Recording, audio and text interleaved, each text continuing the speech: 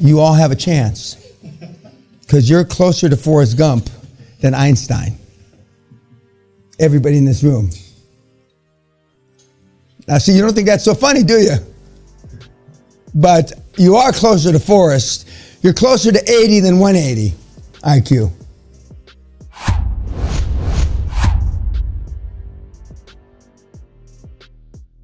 Well, he was talking, I was looking up at the wall of some of the kids. Klaus Kleinfeld, who's Mr. World now. Biggest deal in history, right? He wasn't the man he is today. And that was from 1997, so 22 years. I mean, he just wasn't. Not even a reasonable facsimile. His favorite part of the sentence, and Klaus, if some of your people hear this tough shit, that was either for yes, no, or maybe. The same, and that just was it. And of course, now he's at the United Nations, and he's with the Premier of China, blah, blah, blah, blah. But so to see these guys, Rick Scott wasn't as smooth as he is now.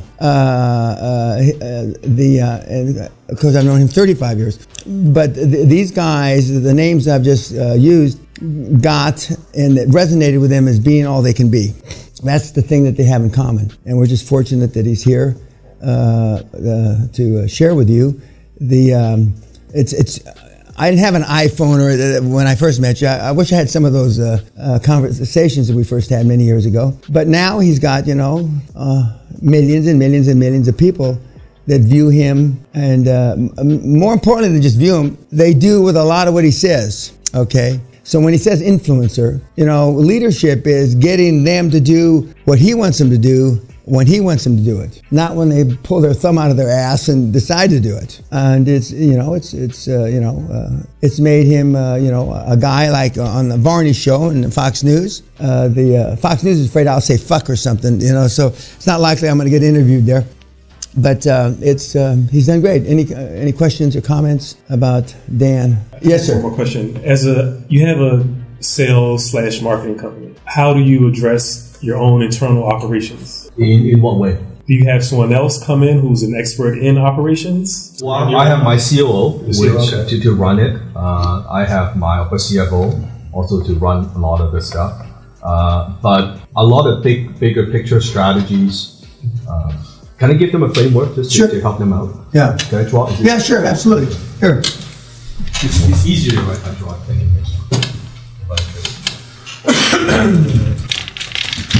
Can you guys see? Right.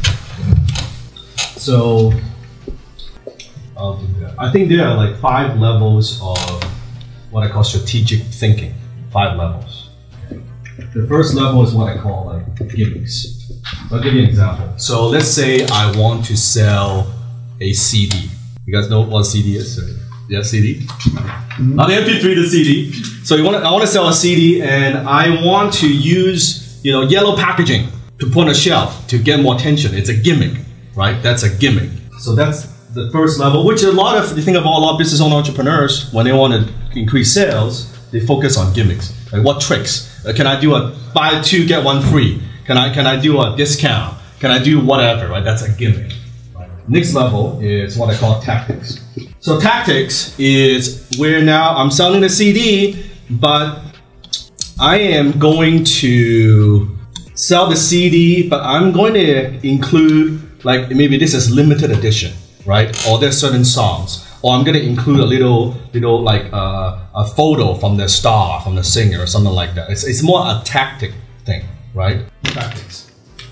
Then you have strategies, which goes back to CD example, high level, strategic thinking. Strategies is I want to sell the CD, but now I'm thinking not just, I can, put in a nicer shelf space and maybe nicer packaging, but maybe I could do a special event where I have the actual singer come to the store to do autograph. That's a strategy. I'm not selling one, how can I sell 1,000 of these one night? That's a strategy. 3 levels. And then you have what I call business model.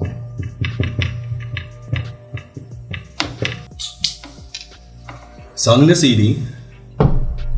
You know what? That's nice, but maybe we can put the stuff on digital. We digitize the songs so people can download it. Maybe that's better. That's not. I'm not selling the thing that I was selling before. I'm taking the same thing, but I'm thinking how can I transition and change the whole different business model. It's a different revenue stream, right? It's something outside of my business. And then you have what I call game changer. This is iTunes. This is iTunes. So instead of doing that, why don't I create a platform so everybody else sell their songs on my platform and get a piece of that? My job with my team, I focus on these two. My executive, they focus on these. Like probably most strategies, some tactics, and the rest of the team members, you mix tactics. But my time spends on thinking about this, where that's not what they think about, if that makes sense. So I look at what I do, and I say, hey, this is what I focus on. So I would come up with business model, something that's completely different outside of whatever we're doing right now. That's why I'm here, right? Where when we go back, launch an acquisition division, that's not what my team is thinking. They don't know I'm going to do that, but I'm going to do that. Then I might acquire companies in a totally different industry. They're like, what the fuck?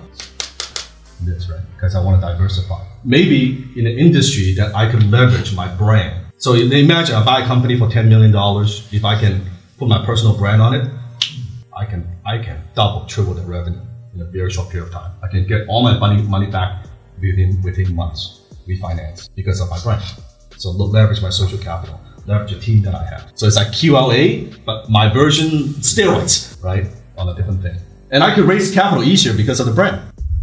Also because of brand. So that helps, right? So as that grows, and then it helps with everything else, right? Then I post on social media. Hey, look, I just did this and did this. And now that creates more attention in the marketplace. So it becomes a thing, right? Is that helpful? Yep. Thank you. Yep, that's it. You're going to teach me turn the meatheads into game changers, huh? Yeah, well, I don't know if I can do that. Yeah, that's your job. I don't want your job. I'll reserve my judgment on that. Okay.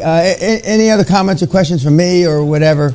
It's very similar though to what you teach, because as the number one person, your job is to go out to find the money and find the deals. Yes. And let everyone else deal with. And I call it OPM and other people and other people's money and the social capital, and you know the only real currency in the 21st century are people. You know, Oprah says it simplistically 35 years ago. It's not so important that the direction of your bus. It's who gets on the bus. It's who gets on the bus. And she's been involved in a lot of things, not all of which are successful, but I mean, but when you have a name brand like Dan does, and like Oprah, okay, to name two, I mean, and I'm not a social responsibility kind of guy. I'm not. We all know that, right? I hope the world ends the day after I die. Okay, you're taking my grandchildren, everybody. Well, I don't give a fuck. But when you have a brand, you have a social responsibility, and some people take it seriously, and some people don't take it so seriously. And I've only gotten the social responsibility game, if you will, since I turned 60, the last 14 years. But you do, and when people listen to you, rightly or wrongly, you have a responsibility. Not to put out shit, and that's why I've got a feather up my ass about most of the self-help personal development industry, because they're putting out shit. I showed you the big piles of dinosaur shit. Most of what they put out is crap. And in my judgment, the thing that pisses me off the most is they know it's crap. It's not, if they didn't know, you know, some of the things our parents told us, they actually believed. It was shit, but they believed, okay? But it's like the self-help guys and gals know that most of what they put out is bullshit. Now, Dan's actually made money doing this. Most of the guys that are doing this affiliate program and online marketing haven't made a fucking dime, or made a de minimis amount of money.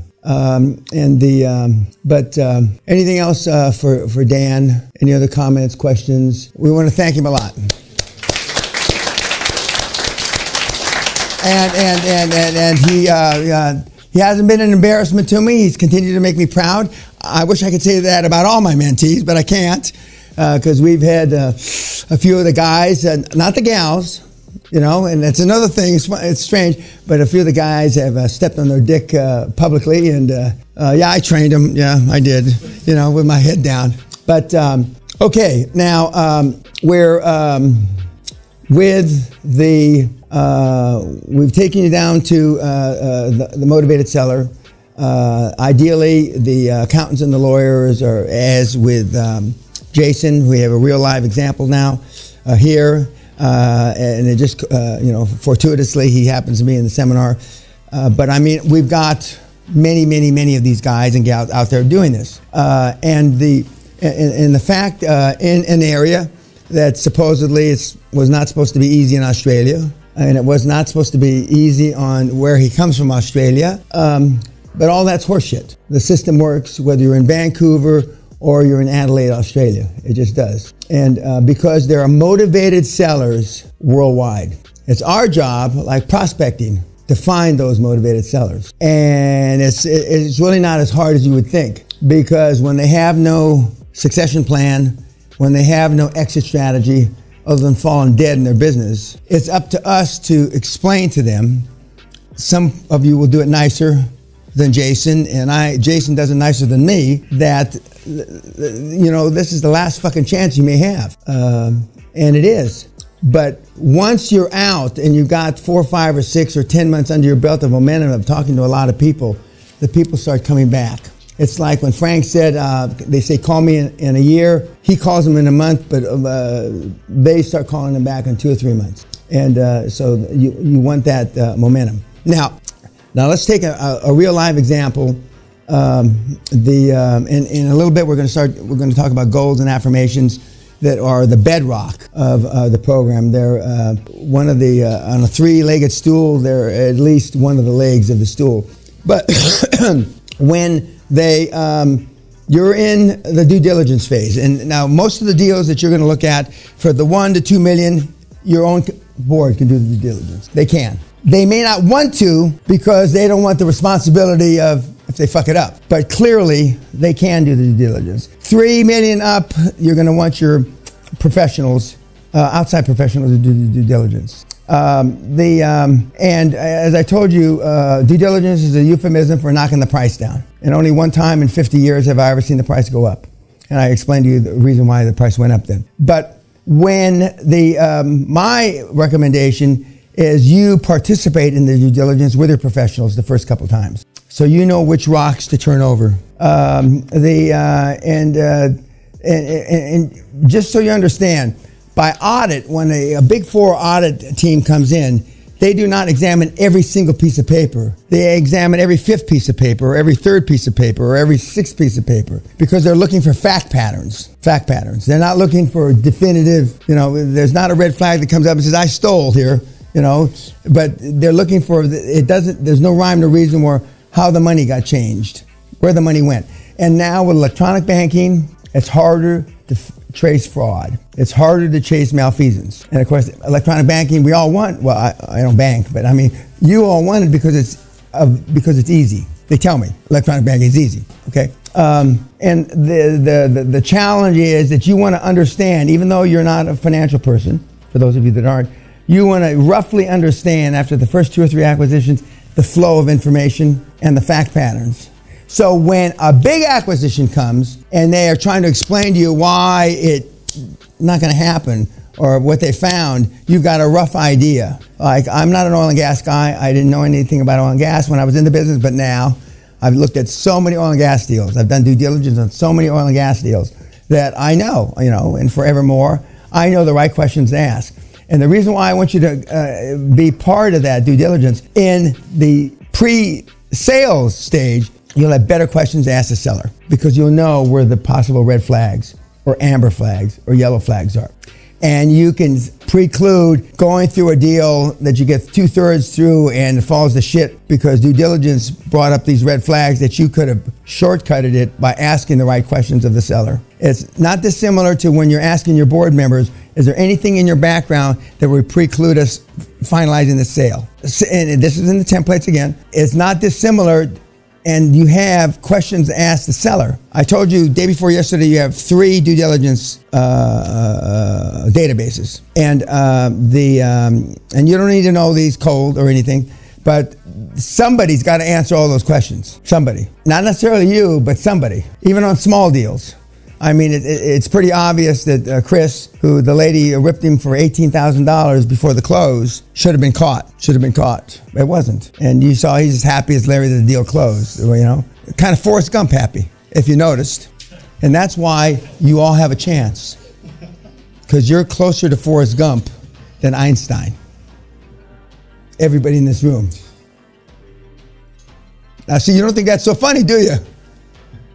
But you are closer to Forrest. You're closer to 80 than 180 IQ. I just hope not too close to 80 as opposed to the 180. Now, I've been on record. I've said this before. I only have 140 IQ. I'm not Einstein, but I'm a far way away from Forrest. But okay, so now you're in the due diligence process, and you're going to get that sheet of paper that I passed out yesterday. That is about the fifth stage of due diligence by a big accounting firm that says what's still missing. But when you look down that list, that's a lot of stuff. And that when I tell you somebody's got to be crossing the T's and dotting the I's, I mean somebody's got to be detail-oriented. Now, some of your personalities are detail-oriented. I don't suffer from that. You notice I say suffer from it. That's not me. I'm just not a detail-oriented guy. Although I have a memory that I remember details, but I don't follow up on the details.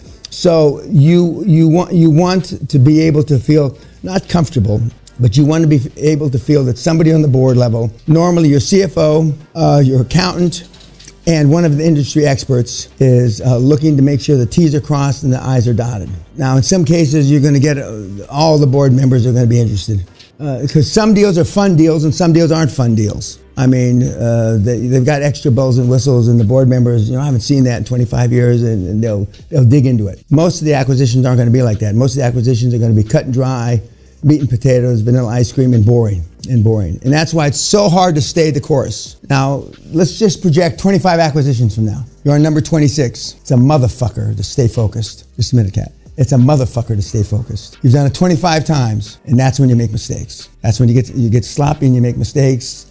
And it's like I bought a mobile home park on a toxic waste dump. Me, of all people, a toxic fucking waste dump that was producing two-headed catfish. And yet I still couldn't get the Canadians to move out. It was mostly snowbirds, 80% snowbirds. The Canadians came from Canada down to Florida. And I remember we had a big town meeting, and they said, well, none of the kids have got two heads.